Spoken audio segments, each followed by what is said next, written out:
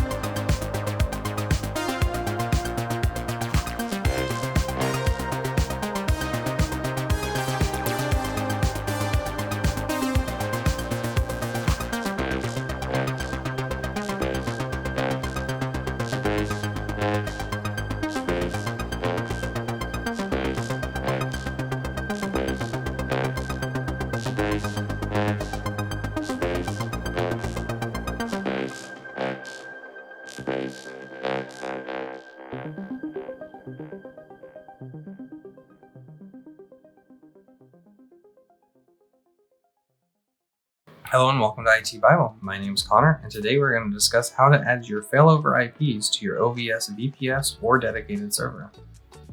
You might be asking yourself, well, Connor, why would I need a VPS or dedicated server? I'm a home labber. I can do that all here. Well, I'm going to tell you why you're wrong, at least in most cases. So most of us home labbers, myself included, are on residential connections. And most residential connections are DHCP connections, and they will not allow you to have static IPs. With that, they also won't give you a commercial connection because you're a residential customer. So you're kind of stuck in this loop where you can't get the stuff you need to expand your network or to make it work better for you. So while I'm setting up my new home lab, I'm gonna kind of walk you guys through with what I'm doing so that I can have different publicly accessible things on my network without dealing with a DHCP address or kind of working around the system. Before I forget, go ahead and subscribe down below and click that bell so you get notified during my next upload. And then also stay tuned till the end because I have a special request, I guess. Okay, so we're gonna add these new IPs I have to my OVS or OVH VPS, which acts as a router, like an open VPN router from my internal network, from my server network out to the internet. So what we're going to do is we're going to go in and do sudo nano etc cloud.cfg.d. And this file will not be created for you. Disable network config.cfg. We're going to enter our network.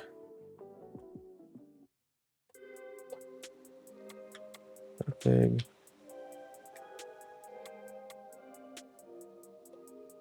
Then we're going to control X, Y, and enter. So save, close and save. We're going to do an IP A, and we're going to be editing the interface ENS3. So if we do sudo net plan 50, and then it should be the cloud init YAML file. So at OVH, the interface is going to be DHCP, but since we have additional IPs, we're going to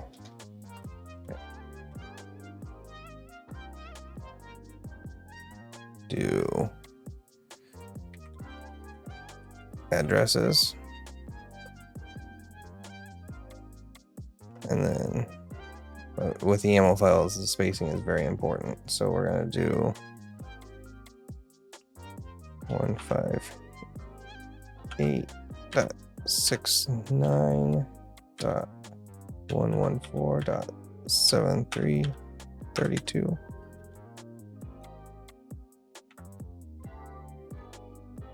Eight dot 69.114.74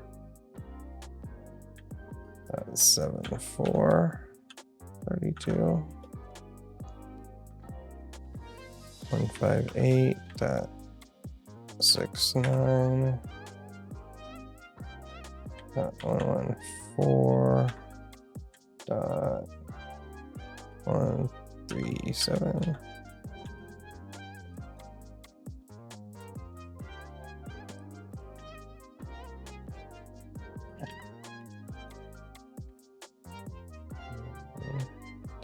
.5.77. Control X, Y. Control X, Y, enter. Like what you're seeing? Would like to hear more about what my adventures in home labbing or my adventures in IT in general? Go ahead and click the subscribe button down below, hit the like button, that lets YouTube know I'm doing a good job, and hit that bell so that you get notified next time I upload. If you're more of a text learner, don't worry, I've got you covered. Click down in the description, I've got a link to a forum post that has all of the steps I used in this video, and it will it has a little more description on things. So we'll do a sudo netplan try.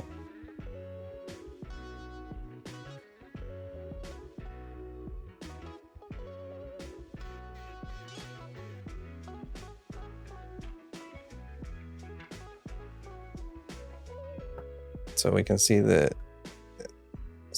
Let's see if we can ping them.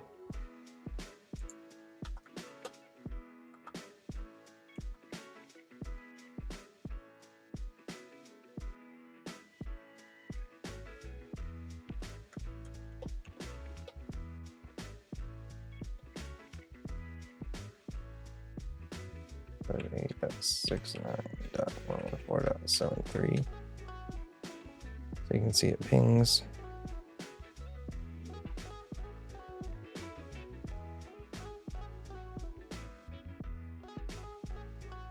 I'm gonna let it time out because I want to make sure it doesn't work outside of that.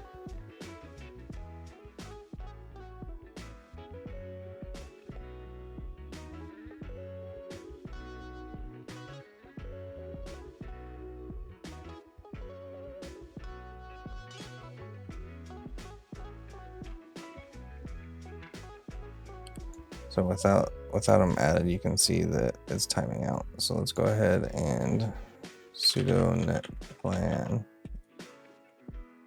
apply. Once that applies, we should start pinging again.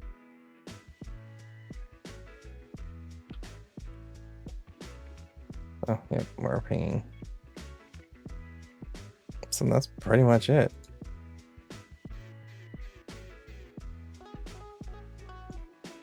Thank you for watching, and I hope that this was informative and helpful to you.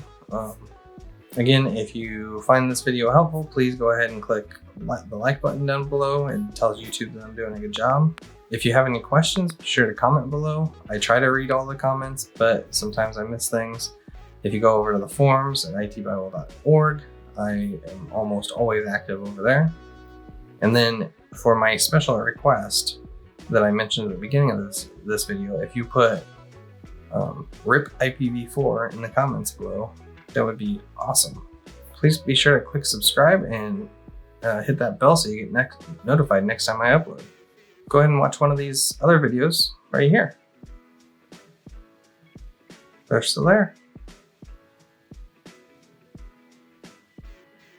Click them. Why are you still here? They're pretty good.